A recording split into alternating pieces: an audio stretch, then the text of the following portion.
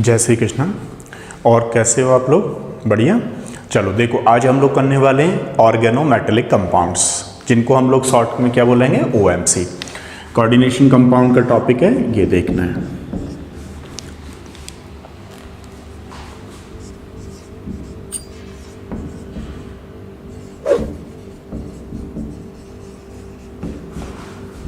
अच्छा बताइए, organometallic compounds देखिए, पहले हम ही बता देते हैं फिर आप बताइएगा, ठीक है? बिल्कुल सही। ऑर्गेनो, अगर हम बात करें ऑर्गेनो का मतलब यहाँ आप बोल सकते हैं ऑर्गेनिक से, है ठीक है ना। मेटेलिक का मतलब मेटल्स।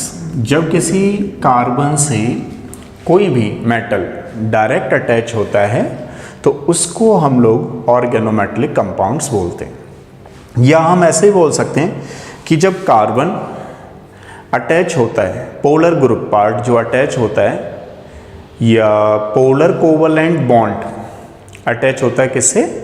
मेटल से, that is called the organometallic compounds.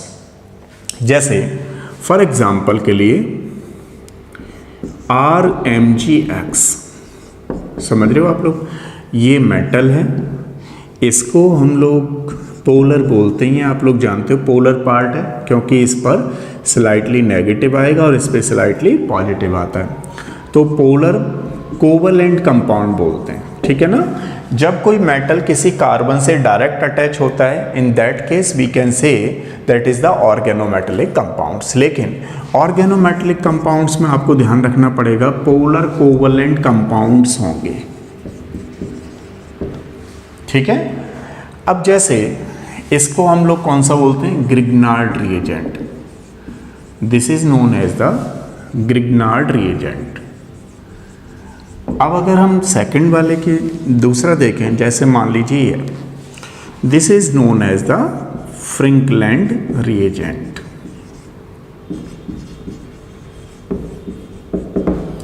This is called the Frankland reagent. अब देखिए यहाँ पे क्या है, जो जिंक है वो डायरेक्ट अटैच है। जिंक यहाँ पे डायरेक्ट अटैच है किससे? एल्काइल ग्रुप से, ठीक है। तो अब यहाँ पे जो हम लोग बात कर रहे थे, इसकी डेफिनेशन अगर आप देखना चाहें तो, when carbon attached to metal with polar covalent compounds, ठीक है, compounds, that is called the organometallic compounds। अगर हम बात करें, यहाँ मेटल की बात तो चल ही रही थी, लेकिन कुछ मेटेलॉइड्स भी होते हैं, कुछ मेटेलॉइड्स भी होते हैं। जैसे यहाँ पे अगर हम बात करें टिन की, ठीक है, या antimony and germanium, These are the metalloids, but अगर इनसे भी कोई ऑर्गेनो पार्ट जुड़ा हुआ है तो हम लोग यहाँ पर भी उसको क्या बोल सकते हैं? Organometallic compounds. कुछ नॉन मेटल्स भी होते हैं, जैसे मान लीजिए हमने डायरेक्ट बोल दिया कि मेटल्स, लेकिन कुछ नॉन मेटल्स, सारे के सारे नहीं, कुछ नॉन मेटल्स, जैसे फॉर एग्जांपल बोरॉन हो गया, बिस्मिथ हो गया, बिस्मिथ तो मेटल्स है ऑलरेडी, टिन, इस तरीके से, ठीक है, फॉस्फोरस हो गया, ये आपको ध्यान रखना है। इनसे भी कैसा पार्ट आ सकता है? कार्बन अटैच्ड है इनसे, तो हम कहेंगे ऑर्गेनोमेटेलिक कंपाउंड से। और अब अगर हम बात करें, जैसे मान लीजिए, ये आपको एक चीज बहुत ध्यान रखनी पड़ेगी, साइनाइड, ठीक है, और carbide and carbonates are not considered as a OMC। ये तीनों के तीनों OMC में कंसिडर नहीं किए जाएंगे। जैसे फॉर एग्जांपल मान लीजिए this is known as the calcium carbide. अब ये कैल्शियम कार्बाइड है। अब आप सोचो जी, कैल्शियम तो मेटल हो गया, ये कार्बन से जुड़ा हुआ है, ये तो ऑर्गेनोमेटेलिक होगा, लेकिन ये नहीं होगा। ध्यान रखिएगा इन तीनों के बारे में, because of these formed ionic compound with metals। देखो ये जो है हम बात कर रहे थे ऑर्गेनोमेटेलिक में पोलर कोवलेंट कंपाउंड की, लेकिन यहाँ पर ये जो तीनों हैं carbide, cyanide, carbide and carbonates, ये क्या बनाते हैं? आयोनिक कंपाउंड बनाते हैं, इसलिए हम इनको ऑर्गेनोमेटेलिक कंपाउंड नहीं बोलते हैं। सबसे पहली कंडीशन यही है कि उनको पोलर कोवलेंट कंपाउंड बनाना होता है कार्बन के साथ, ठीक है। अब चलिए यहां तक ये बात आपको समझ में आ गई कि कैसे हम लोग ऑर्गेनोमेटेलिक कंपाउंड्स को देख रहे थे। अब बात करते हैं types of OMC.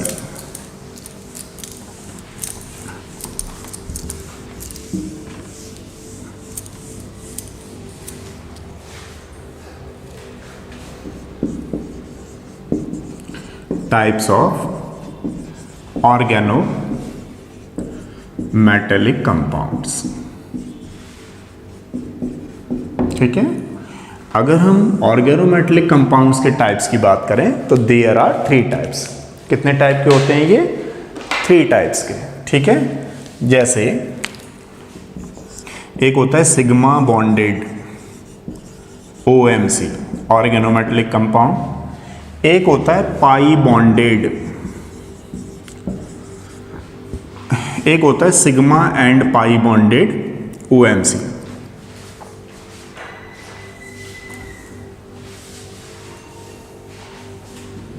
Sigma and pi bonded OMC organometallic compound. अब देखिए अगर हम लोग सिग्मा बॉन्ड की बात करेंगे तो इसमें जो मेटल है, मेटल और कार्बन के बीच में जो अटैचमेंट है उसमें सारे के सारे सिंगल बॉन्ड होना जरूरी है, ठीक है। जैसे मान लीजिए हमारे पास पहला example ORMGS, this is the Grignard reagent. देखो यहाँ भी सिंगल बॉन्ड, यहाँ भी सिंगल बॉन्ड चारों तरफ से। जैसे मान लीजिए R2ZN, ठीक है। अब एक आप लोग जानते हो जिगलर नाटा कैटलिस्ट, ये तो फ्रिंकलैंड रिएजेंट है,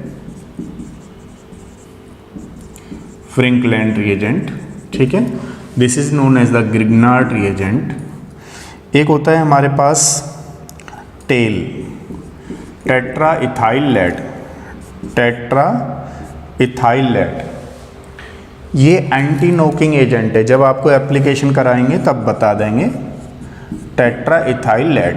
अब देखो ये कैसे लिखा हुआ है, लेड इस तरीके से लिखा हुआ है C2H5, है ना, C2H5, C2H5 एंड C2H5। समझ रहे हो मेरी बात आप लोग? तो टेल, टेट्रा इथाइल लेड। अब देखिए अगर हम लोग, एक होता है हमारे पास Ziegler Natta catalyst, Ziegler Natta catalyst. अब इसमें जे यूज होगा, ध्यान रखना, ठीक है, जे, जिगलर नाटा कैटलिस्ट।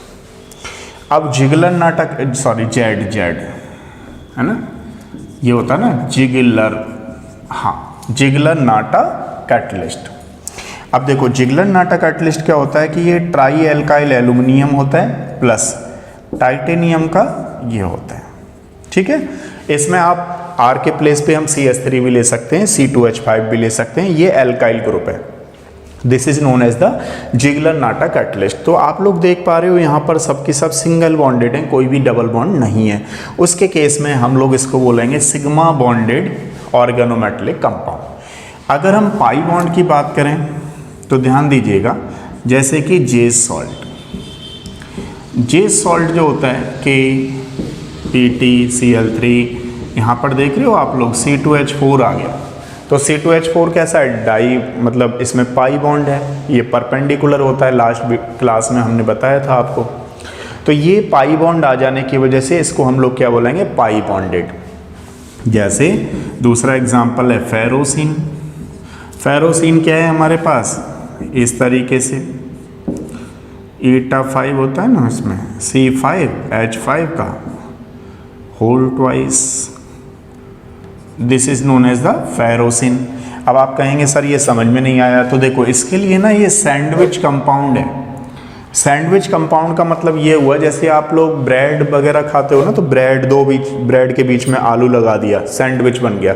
ऐसे क्या है, 2 रिंग होंगी पेंटानाइल वाली इस तरीके से ना, ये सिस और ट्रांस बनता है फेरोसिन, ध्यान रखिएगा। इस तरीके से उसको सैंडविच कंपाउंड के नाम से जानते हैं। तो ये आप लोग देख रहे हो, ये ईटा हम लोग हैप्टिसिटी बोलते हैं। हैप्टिसिटी का मतलब है कितने कार्बन इस मेटल के कांटेक्ट में आ रहे हैं, वो आपको मैं बता दूंगा। फिलहाल आप ये समझिए, ईटा का मतलब, जैसे एक आध बच्चा तो यहीं कंफ्यूज हो रहा होगा, सर ने ये ईटा क्या लिख दिया। ईटा का मतलब है ये how many carbons are interact with metal, that is called the hapticity. अब उसके केस में मेटल जो है 5 कार्बन के कांटेक्ट में आ रहा है यहाँ भी, अब ये डबल बॉन्ड रहेगा ही, तो ये कौन सा वाला जाएगा, ये वाला है ना। अब देखो, एक हमारे पास होता है डाइक्रोमियम बेंजीन। डाइक्रोमियम बेंजीन भी किसका एग्जाम्पल है, इसी का है, CrC6S6 का होल ट्वाइस। अब क्रोमियम, ये भी सैंडविच कंपाउंड है। देखो क्रोमियम जो है ना, 2 बेंजीन रिंग के बीच में अटैच होगा, तो ये जो है OMC बोला जाएगा, लेकिन कौन सा वाला, पाई बॉन्डेड OMC। अब देखो बच्चों, यहाँ पे जैसे आपसे पूछा जाए सिग्मा एंड पाई का कौन सा एग्जाम्पल है, एक ही ध्यान रखो, बाकी सब कुछ इसमें जाएगा या इसमें जाएगा। एक ध्यान रखना है कार्बोनाइल सिस्टम का। कार्बोनाइल में क्या है, बैक बॉन्डिंग हो जाती है, इसमें सिनर्जिक इंटरेक्शन बोलते हैं ना। इसकी वजह से, जैसे मान लीजिए अगर आपसे कोई क्वेश्चन पूछे कि बताओ इसमें कौन सा होगा, तो इसमें सिग्मा या पाई वाला नहीं जाएगा, इसमें सिग्मा और पाई बोथ जाएगा। ठीक है, इतना समझ में आ गया। देखो ये मोनो न्यूक्लियर सिस्टम बोला जाएगा, क्योंकि इसमें मेटल का नंबर कितना, ओनली 1। मान लीजिए अगर किसी में मेटल का नंबर 2 आ जाता है, तो उस केस में हम इसको डाई या बाई न्यूक्लियर सिस्टम बोलेंगे। अगर किसी में 3 आ जाएगा मेटल का नंबर, तो उसे हम लोग ट्राई न्यूक्लियर सिस्टम बोलेंगे। ठीक है, तो हमारे पास हमने देखा OMC क्या है, जब कोई कार्बन किसी मेटल से डायरेक्ट अटैच होता है तो उसको हम लोग ऑर्गेनोमेटेलिक कंपाउंड्स के नाम से जानते हैं। अब OMC कितने टाइप का होता है, 3 टाइप का होता है, sigma bonded, pi bonded and sigma and pi bonded. Sigma bonded का मतलब हुआ जिसमें सिंगल बॉन्ड होता है, that is called the sigma bonded molecule organometallic compounds. Pi bonded किसमें, जिसमें एक पाई आ जाएगा, कुछ भी पाई आएगा, डबल बॉन्ड आएगा, ट्रिपल बॉन्ड आएगा, डायरेक्ट मेटल जुड़ा रहेगा, that is called pi bonded. Sigma and pi bonded का मतलब क्या हुआ, जैसे कार्बोनाइल कॉम्प्लेक्स होंगे। ठीक है, अभी 1-2 क्वेश्चन मैं आपसे और पूछता हूं।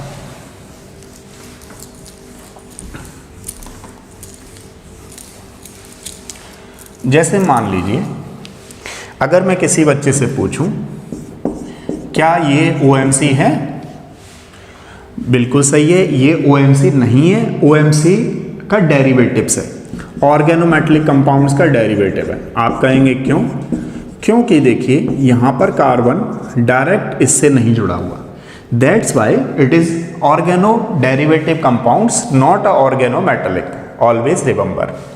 जैसे मान लीजिए अगर कहीं पे ऐसा लिखा आ रहा है, तो आप इसको बिल्कुल ऑर्गेनोमेटेलिक कंपाउंड बोलेंगे। क्यों बोलेंगे, क्योंकि यहाँ पे जो बोरॉन है वो डायरेक्ट कार्बन से अटैच है। तो this is the example of OMC, but this is not. ठीक है, इसका आप लोग ध्यान रखेंगे। अच्छा, तो नेक्स्ट वीडियो में मिलेंगे, तब तक के लिए थैंक यू सो मच। देखिए इसमें जैसे अब हम लोग ऑर्गेनोमेटेलिक कंपाउंड के एप्लीकेशन देखेंगे ना। एप्लीकेशन ऑफ ऑर्गेनोमेटेलिक कंपाउंड्स है ना।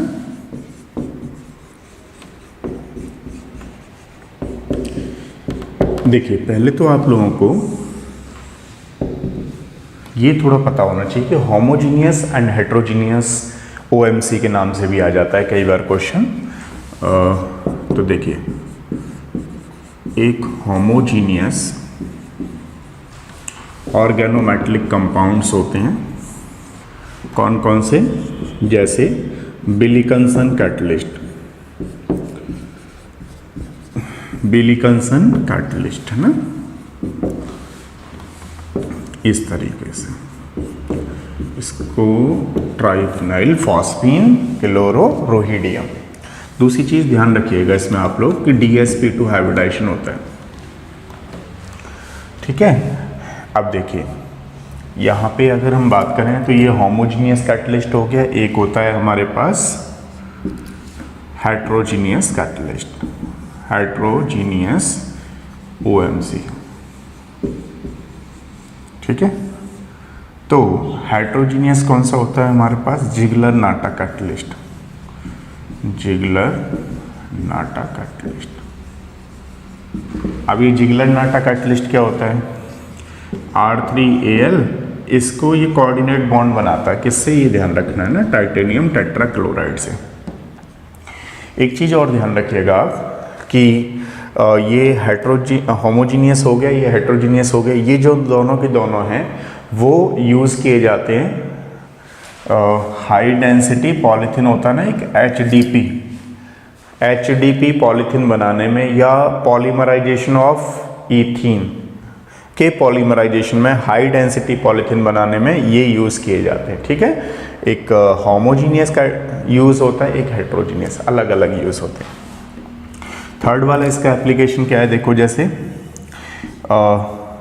पेट्रोल की अगर हम बात करें, इन पेट्रोल, तो पेट्रोल में OMC कैसे यूज़ होते हैं? इसको टेल बोलते हैं, tetra ethyl lead. This is the tetra ethyl lead used as a anti knocking agent।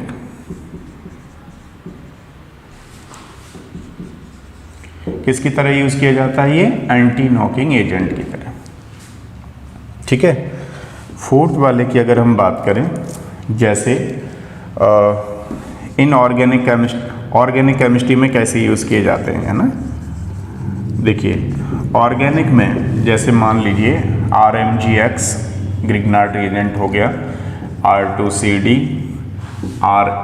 या CS3Li जानते हैं आप लोग, ये ऑर्गेनो मेटलिक कंपाउंड्स होते हैं used to preparation of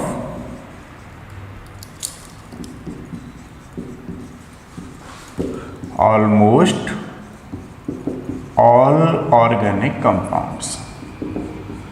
organic compounds बनाने में ध्यान रखिएगा, पूरी ऑर्गेनिक केमिस्ट्री में लगभग ये चलेंगे ही चलेंगे आपको OMC, ठीक है ना, इस तरीके से। देखिए फोर्थ वाला मैं यहाँ लिखता हूँ, फिफ्थ है ये। जैसे आप देखिए सीड्स एग्रीकल्चर में कैसे यूज़ किया जाता है? इन एग्रीकल्चर, अगर हम लोग एग्रीकल्चर की बात करेंगे तो seeds are treated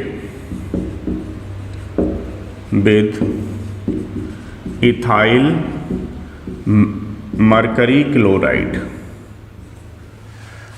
Seeds are treated with ethyl mercury chloride, this is the OMC, to protect infection in plant, ठीक है, ये ध्यान रखना। 6 वाला एक एप्लीकेशन और बताता हूं मैं आपको, तो ये OMC के एप्लीकेशन है, ठीक है ना। देखो 6 वाला है हमारे पास ऑर्गेनो मेडिसिन में कैसे यूज किया जाता है इसको, वो मैं बताता हूं एक बार। इन मेडिसिन लिख देते हैं, वो ज्यादा बेटर है ना।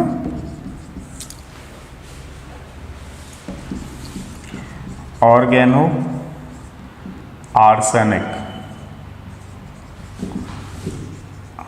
OMC are used